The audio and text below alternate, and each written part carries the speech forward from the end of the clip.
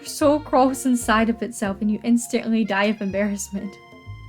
Game over!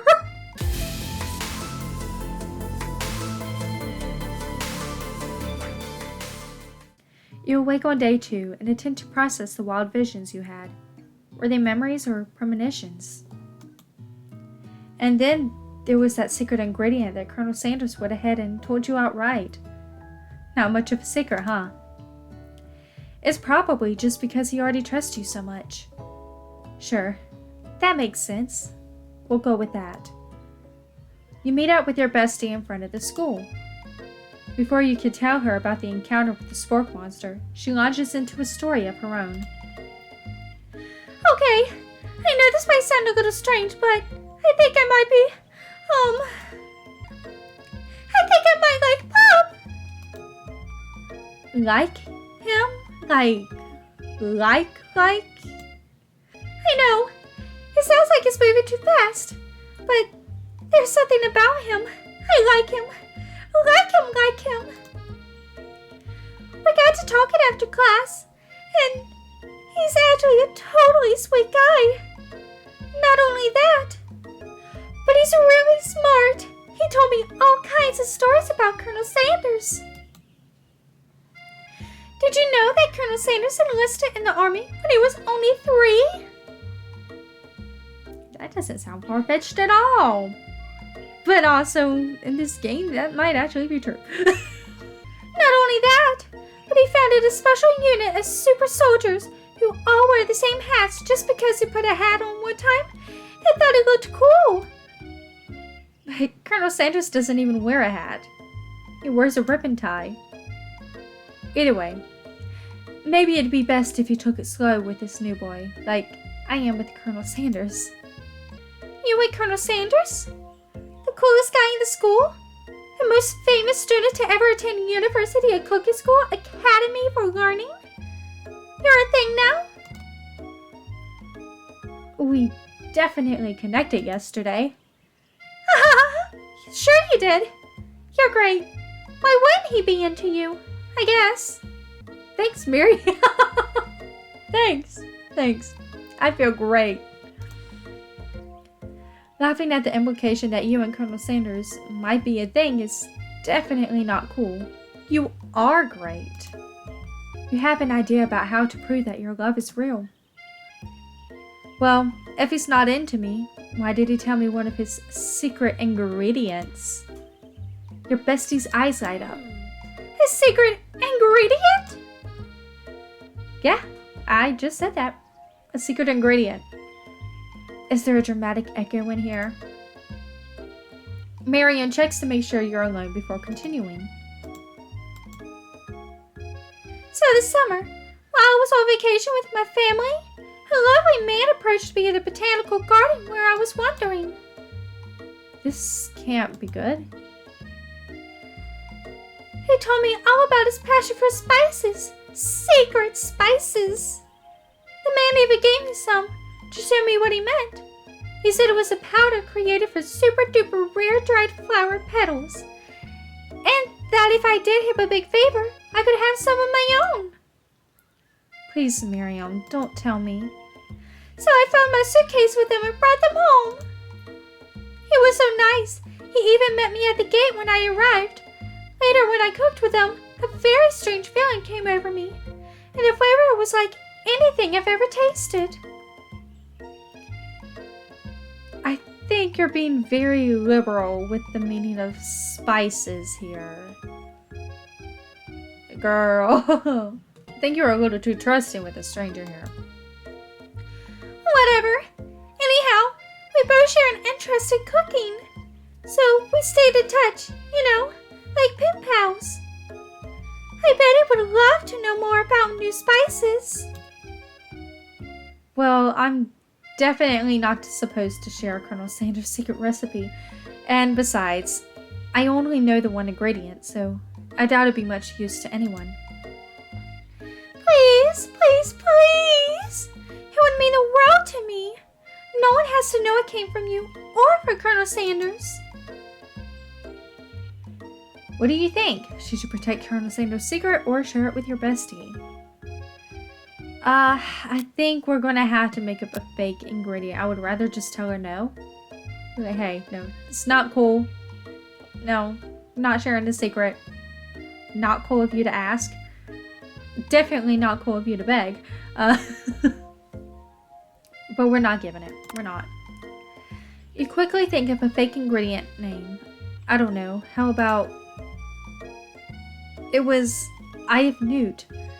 I know. Sounds like some kind of witch's potion. But what can you do? Eye of Newt? Wow! Her eyes light up imagining such a thing, and you figure that you satisfied her curiosity, and she'll move on. However, she immediately turns around and does some thumb typing on her phone that you can't quite see. That's probably not good. Before you can ask her to confirm that she was definitely not texting secrets to other people, you're interrupted. A wind rushes in, cherry blossom petals filling the air. Oh, guys, we know what that means. Oh, not only has he arrived, but he's arrived in style, my friends. So, he's riding a horse with just the saddle pad, but he doesn't have the saddle on. This guy's gonna have thighs of steel to keep that pad from moving underneath him. And keep his grip, because... Trust me, saddle pads don't stick on very well without a saddle on it to keep it still. They don't. I've tried. I like to ride bareback on my horse, which has passed away now, but my horse, she actually she had a very high withers, which made riding her bareback kind of painful because it was a little bit on the bony side. So we would put a saddle pad on her, and every few steps we'd have to stop, adjust the saddle pads because it would just slip off. But if you can keep that saddle pad from budging, Colonel, you're doing a good job.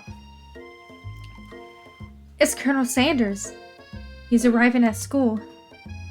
Stand back and admire his majestic glory. Run to him. I want to run to him. I think that's what we're going to do. Could speak the horse, so it's not a good idea to ever run towards a horse, because they could get spooked. And when they get spooked, that's when accidents happen, okay? So don't run to a horse, but it's a game, so we'll be fine. You decide that the best way to show Miriam how serious you and Colonel Sanders are would be to run to him. Surely he'll sweep you up onto the back of a stallion and you're right away together. That'll show we're good. I have a feeling that's not going to happen. Oh, Colonel! My Colonel! Ah! However, your sudden movement surprised the horse and it rears up, kicking you directly in the face. Okay, even in the game that doesn't work. Don't run towards a horse. Oh my gosh. Ah. The force of the blow completely knocks you out cold. In the darkness, you see a vision. Ooh, cats, I'm here to deliver you a message. Not this guy. It is important that you remember this exactly as I say it. If you forget, the world could end. So you know it's serious. I have been trapped in a realm beyond, but a great prophecy relies on my return. Only you can save me. All you need to do is repeat my name 3 times. And that name is...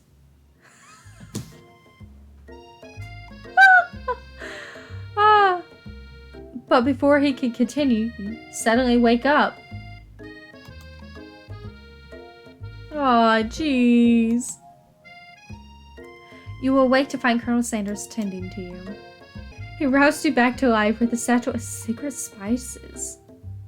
Or is that just his natural seasoned musk? Compliment the craftsmanship of his horse's shoes or lean in for a kiss. See, I kind of want to make it really awkward. But I also like complimenting the horse's shoes. What should I do? We're in a fever dream already, so let's just go ahead and try and make it as weird as possible. So,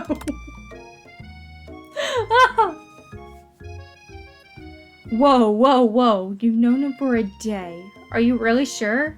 I guess you must be. You put your arms around Colonel Sanders' neck and pull him in for a kiss. When he turns his face and you awkwardly kiss his ear, you can feel him shatter.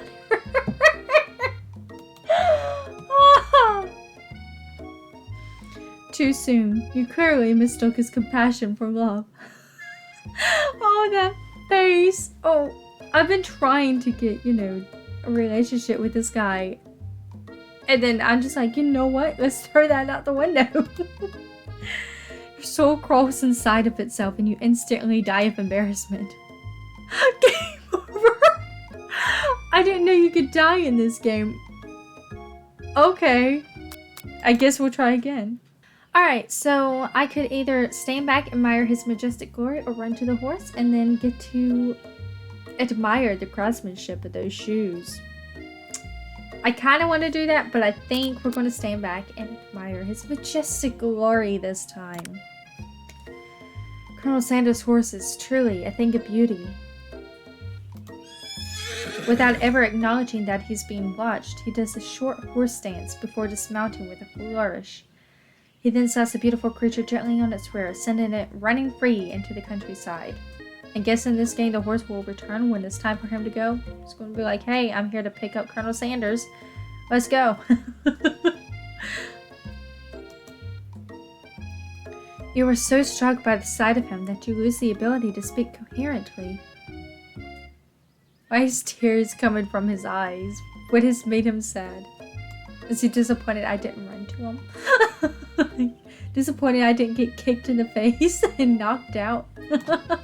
Oh, I didn't realize anyone was watching. Don't worry, he knows his way home. You attempt to compliment Colonel Sanders, but the words don't come out exactly right. What a horseful beaut you have.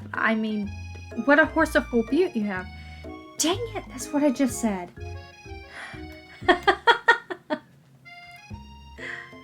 Being a good friend, Miriam attempts to cover for you. Oh, cats just gets really nervous around people they like. Oh, what? This is not helping. I mean, they got food poisoning and were up all night. It was gruesome. You should have seen it. What? Girl, he tucked me into bed last night. He knows I was out. She gives you a wink and a smile as if to say, situation handled. Can't blame a girl for trying. And with that, Colonel Sanders disappears into the school, leaving you and Miriam to follow. When you enter the classroom, you can see your two rivals, Ashley and Van are doing something bad. By the way they're hiding, you know it must be really bad. Like counterfeiting recipes bad, experimenting with restricted ingredients bad, summoning a demon bad. You try and get a peek over Van's hulking shoulder, but he sees you coming. Whoa there, little one. I'm not sure you're ready to handle this. Why don't you make like a bee and mind your own wax, honey? Tell them to stop acting immature, act like you're not interested in them, but really try and get a closer look. I feel like we won't get away with that. I'm going to try anyway. You sit near the rivals, but leave your back turned toward them. You can even hear Van mutter something that sounds a bit like a magic spell. Oh.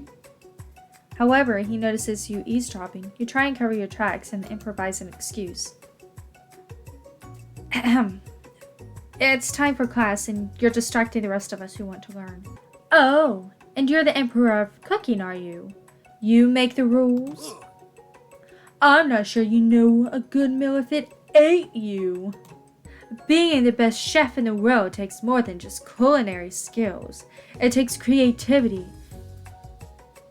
It takes a word that I've never seen before, as far as I'm aware. And it doesn't hurt to use a little evil. You finally get a look at what it was they were holding, and you instantly recognize it. It's a book, just like the one you found after your encounter with the spork monster. That's the same book that I found last night at the quad. Ashley immediately elbows Van Van, who hides the book behind his back. I don't know what you're talking about. That book is a family heirloom and its contents are secret. You notice that they haven't just been studying the book. They've got Pop pinned to the wall, and they're tossing potato skins at him as he tries to catch them in his mouth. We're playing, hee hee. Before you can dig in any further, you're interrupted by the arrival of more students. It's almost time for class. Beep beep. Clank must be running late. He's in such a hurry that he rolls right over Van Van's meaty foot. Hey, watch it, you bucket of bolts. You watch how you talk to him. He didn't do anything. Bzzzt, whoop. What do you think you're talking to? I've never heard such language. Not even from a stand mixer. Womp womp. No, your mother was a stand mixer. Bzzzt.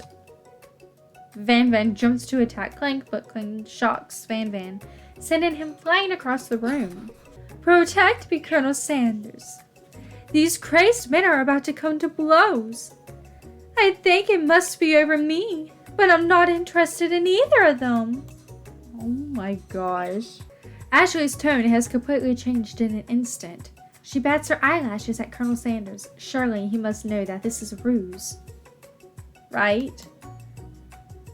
Gentlemen, get a hold of yourselves. Save it for the arena at least. Or don't. Honestly, what do I care? I've got lofty career aspirations to focus on. Maybe I can help you with your business plan.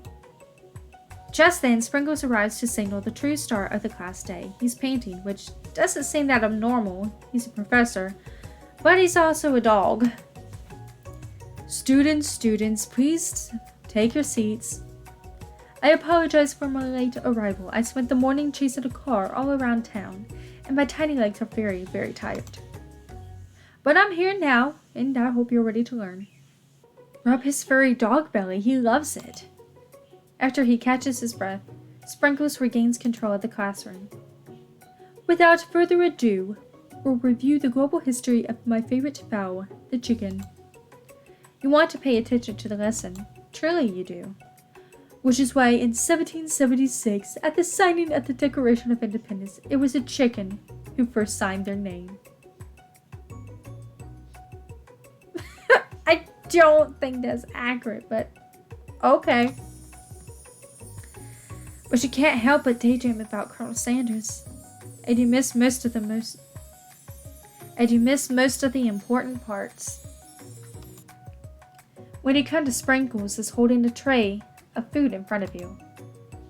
Well, cats. Actually, this appears to you to be a sample platter.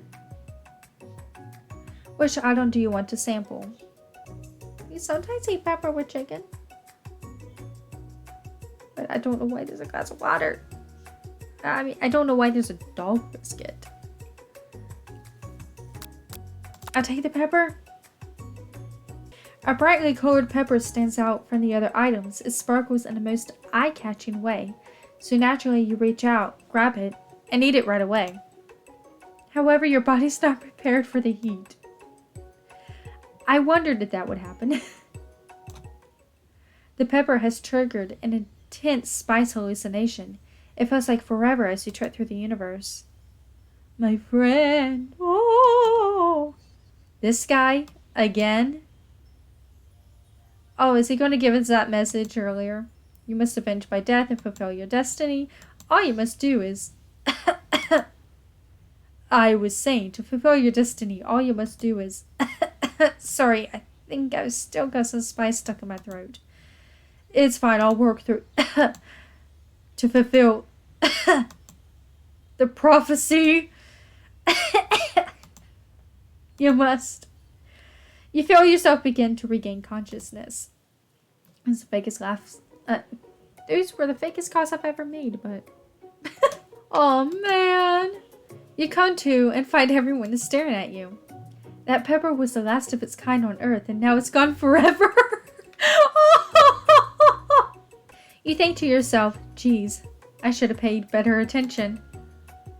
We all make mistakes. I'm sure he'll forgive you. Someday. Come on, it's time for lunch. Before anyone can relax, the cafeteria lights dim, and arrivals enter to make a dramatic announcement. Today's lunch will be prepared. The timed competitive cook-off. The level of theatrics with these two is off the charts. Demand that they stop wasting everyone's time. Step up and tell them you're on. Let's have some fun. A bit of lunchtime competition? Count me in. If I have to wait the tables with you fools before I set my lunch down on it, then so be it. I'm not the fool. You're the fool. Fool.